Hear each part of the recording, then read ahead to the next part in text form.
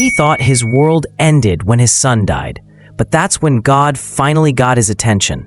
During that time, I had lost my little sister and I lost my son. And like you were saying, listening to one of your services, sometimes God take things away from you and he get your attention. And I lost my son like that, and I kept feeling guilty. Like I said, then before I came into truth, and it's just about 3 years now, I was 180-something pounds. And I sat in my living room, like I was saying, Greg smoked, and Greg get this day started. And he came to me again, he grabbed me, and he shook me, and he smacked me, and he told, go look in the bathroom, in the mirror. And I went and looked in the mirror, man, you could see my bones in my face, and I was sucked out. I wasn't smoking or nothing, but I was sick. I was grieving. I had rage, I had anger at everything, and God he started in my mind again, get your house in order because you're not going to be here too long. And I'm like, what? And where's all this? Get your house together.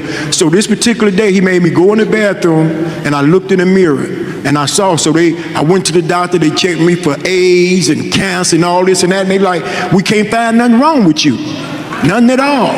But I was grieving, and I didn't know that. And so I watched you, and I thought the only way that I could get baptized if I went to Philadelphia. But one of my cousins says, no, he got a church in North Chicago.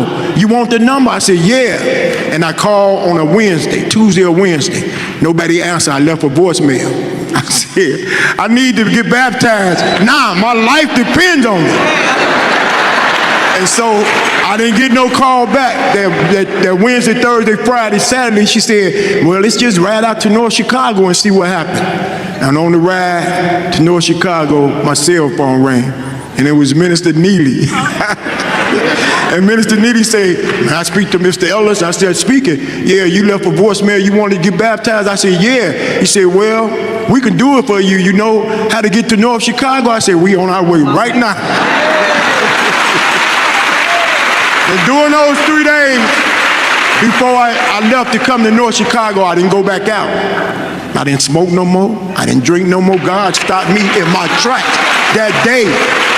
I didn't smoke no more. I didn't drink no more. And I was looking out the blinds. I'm like, because I thought Satan was coming up the stairs anytime to get me. I didn't leave. So the last thing I want to say is, I thank God for sending you to me, for this way of holiness, for this lifestyle. I ain't never seen nothing like this in my life. Have you ever wondered what God had to remove from your life before you could finally hear him?